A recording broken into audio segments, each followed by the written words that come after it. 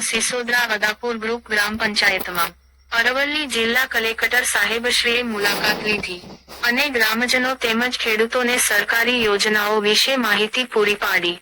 તલાટી ક્રમમંત્રી સરપંચ અને ગ્રામજનો ઉપસ્થિત રહ્યા તેમજ ગ્રામજનો અને ખેડૂતોની મુશ્કેલી વિશે માહિતી પૂછી અને તેમના પ્રશ્નો સાંભળ્યા. ગ્રામજનોએ તેમના પ્રશ્નો રજૂ કરતા જણાવ્યું કે 2 વર્ષથી પંચાયતનું મકાન બની ગયું છે, પણ હજી તેમાં પંચાયતનું કામ કાર્યરત કરવામાં આવ્યું નથી અને હાલમાં પંચાયતનું કામ ભાડાના મકાનમાં થાય છે અને અદાપુર અને આજુબાજુના ગામમાં મોબાઈલ ટાવરનો મોટો પ્રશ્ન છે.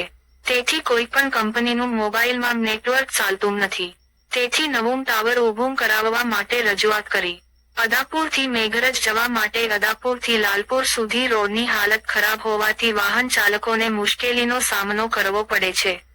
તેમજ રોડની બંને બાજુએ જાડી ઝાખરાઓના કારણે સરકારી બસને પણ આવવામાં મુશ્કેલી પડે છે. તેથી બસ પણ ટાઈમે આવતી નથી. રોડની બંને સાઈડો સાફ કરવા માંગ કરી તેમજ સ્મશાન તરફ જવાનો રોડ રિપેરિંગ બનાવવા માટે પણ રજૂઆત કરી. છેક સેવાડાના ગામડામાં અરવલ્લી જિલ્લાના કલેક્ટર સાહેબશ્રીએ મુલાકાત લીધી. એ માટે ગ્રામજનોએ ખૂબ ખૂબ અભિનંદન પાઠવ્યા. રિપોર્ટર પરમાર બાબુસિંહ, મેઘરજ. જય ભવાની ગ્રુપ.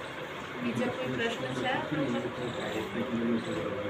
અને મારી સાહેબ મેડમ એક રિક્વેસ્ટ છે કે આપણે બસ આવે છે અદાપુરમાં, 2 બસો છે. હવે એ કેવું શનિવારે નહીં આવતી, અમુક દિવસ નહીં આવતી, રજા દિવસ નથી આવતી. એ સ્કૂલ માટેની છે એવું કેવું થાય છે, પેસેન્જર કરાવવાની છે અમારી પાસે, કારણ કે રેગ્યુલર આવે એટલા માટે. હા, એટલે કારણ કે વેકેશન પડી જાય ને મેડમ તો બંધ થઈ જાય છે, એટલે અહીં તકલીફ બહુ વધારે પડે છે એટલા માટે. હા, રૂટ કારણ કે પુલ બની ગયો છે, હવે 2 પુલ કમ્પ્લીટ તૈયાર થઈ ગયા. પહેલાં કહેતા પુલ નહીં થયો, અત્યારે પુલ ક્લિયર થઈ ગયું. એટલા માટે બસને રેગ્યુલર અને વિથ પેસેન્જર બસ કરવા માટે વિનંતી.